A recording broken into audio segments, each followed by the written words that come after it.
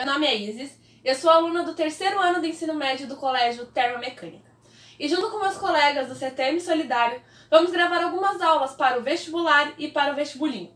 A aula de hoje é de Química, mais especificamente, Atomística.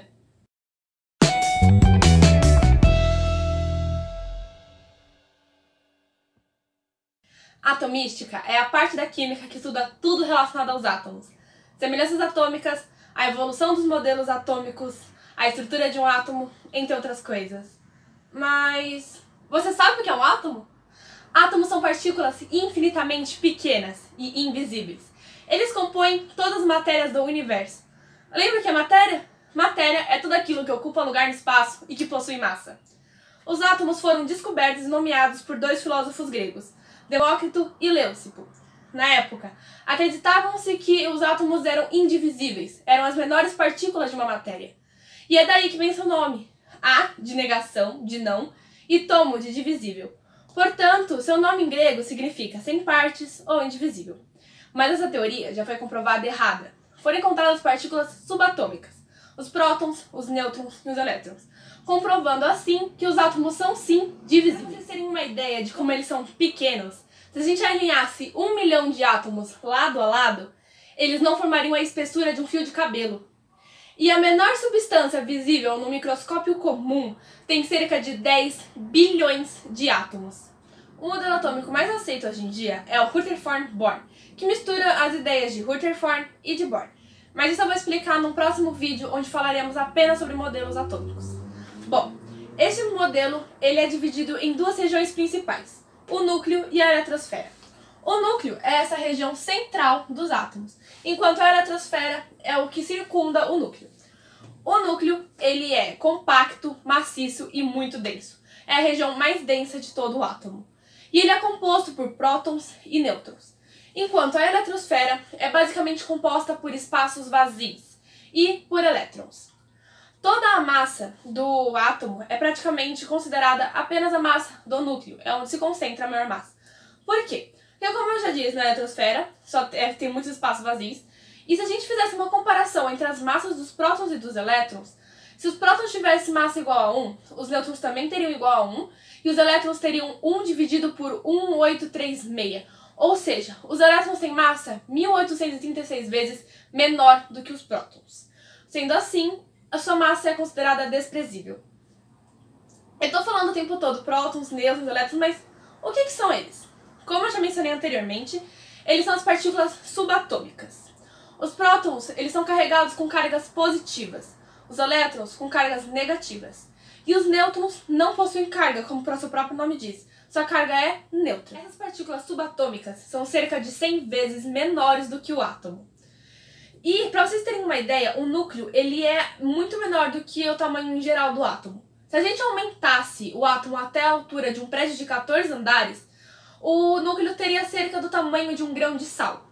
E se a gente aumentasse o núcleo ao tamanho de uma bolinha de tênis, o elétron mais próximo deles estaria a uns 3 km de distância. A eletrosfera é cerca de 10.000 a 100.000 vezes maior que o núcleo. E ela possui 7 camadas. K, L, M, N, O, P e Q, também chamadas de níveis de energia. Cada camada possui subníveis, S, P, D, F, e cada subnível apresenta orbitais. Aqui a gente tem uma pequena distribuição deles, mas isso é para uma outra aula. Conforme as camadas vão se distanciando do núcleo, elas vão ganhando mais energia. Então falamos que a distância do núcleo é proporcional ao ganho de energia. Bom, os elétrons, eles giram em volta do núcleo bilhões de vezes por milésimo de segundo, dando forma ao átomo e fazendo ele se comportar como um sólido. Agora vamos ver algumas notações importantes da atomística. A primeira delas é elemento químico. O que é um elemento químico? O elemento químico é um conjunto de átomos iguais, um conjunto de átomos que apresentam o mesmo número atômico.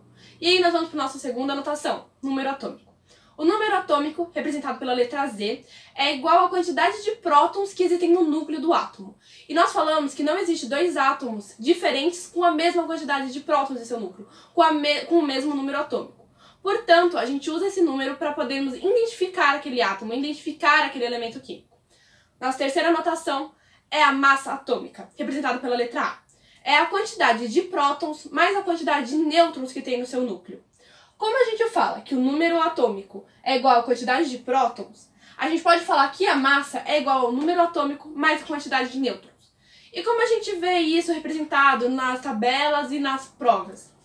Bom, a gente vai ter a sigla do elemento químico e a gente vai ter o número atômico no canto inferior esquerdo e a massa atômica no canto superior direito ou esquerdo. Vai depender da prova, depender da tabela periódica. Algumas tabelas periódicas ainda mudam esse modelo, porém sempre vai estar sendo informado uma legendinha no início da tabela. Então precisamos ter em mente alguns conceitos importantes. O primeiro deles é de átomo neutro, ou átomo em seu estado fundamental. É quando a quantidade de prótons é igual à quantidade de elétrons. Então, um átomo neutro é quando P é igual a E. Se esse átomo ganhar ou perder elétrons, ele se torna um átomo iônico, um íon. Então, quando P é diferente de E, ele é um átomo iônico. Os átomos iônicos são divididos em dois, os cátions e os ânions. Se a gente tem a mesma quantidade de elétrons e de prótons, e a quantidade de elétrons diminui, ou seja, ele perde elétrons, e a quantidade de prótons se torna maior que a quantidade de elétrons, ele é um cátion. E se a quantidade de elétrons aumentar, ou seja, ele ganhar elétrons, e a quantidade de prótons ser menor que a quantidade de elétrons, ele se torna um ânion. Agora vamos ver alguns exemplos. O primeiro deles é o ânion fluoreto. E o segundo deles é o cátion cádmio bivalente. Bom, o primeiro deles, o flúor, a gente vai tentar descobrir então qual é seu número atômico, sua massa atômica e a quantidade de prótons, nêutrons e elétrons. Começando pelo número atômico. Como eu já falei, está até escrito aqui em cima, o número atômico fica sempre no canto inferior esquerdo. Então aqui nós temos o 9. Então vamos anotar aqui. Lembra que eu falei que o número atômico é igual à quantidade de prótons? Então a gente também já pode anotar aqui a quantidade de prótons. E agora a gente vai ver então a massa atômica. A massa atômica eu disse que fica no canto superior direito ou esquerdo. Como aqui a gente já tem esse sinalzinho, que depois eu explico mais ou menos o que ele significa, ele está do lado esquerdo. Então nossa massa é 19. Bom, agora então começa uma parte um pouco mais difícil, que é a de elétrons. Eu falei então que no seu estado neutro, no seu estado fundamental, a quantidade de prótons é igual à quantidade de elétrons. Mas como a gente vai saber se ele é um ânion, se ele é um cátion ou se ele é neutro?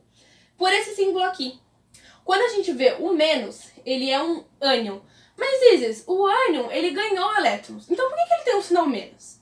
Bom, se a gente então pensar na conta matemática, quando a gente pega um número maior, negativo, e soma com um número menor, positivo, o resultado não vai dar um resultado negativo? Então, esse menos aqui, ele representa a carga total deste átomo. Então, ele está falando que este átomo tem carga negativa. Portanto, a quantidade de elétrons é maior, certo? Bom, aqui a gente não tem número nenhum, mas está subentendido o número 1. E o que representa esse número? Esse número, ele nos diz a quantidade a mais ou a menos de elétrons que a gente tem. Como aqui está falando que ele ganhou elétrons, se tem um 1, significa que ele ganhou um elétron. Portanto, a quantidade de elétrons vai ser 10. Para a gente ver a quantidade de nêutrons, a gente vai fazer a conta com a massa atômica. Então, se a massa atômica é igual a 19, vai ser então 19 igual a 9 mais N. Passamos o 9 para esse lado, então fica 19 menos 9 igual a N. E N fica igual a 10. Vamos então para o nosso segundo exemplo, o cátion do cádmio. Bom, como eu já falei milhões de vezes, no canto inferior fica o número atômico. Canto inferior, 48. Então, o número atômico é 48. Se o número atômico é igual à quantidade de prótons, então a quantidade de prótons também vai ser 48. A massa atômica fica no canto superior direito ou esquerdo. Nesse caso, esquerdo. Então, como a gente pode ver aqui, 112. A quantidade de elétrons, então, vai ser no mesmo esquema. Se é positivo esse sinal, então ele é um cátion. Porque é daquela mesma ideia. Se o número positivo é maior que o número negativo, o resultado vai ser positivo. Vou dar um exemplo.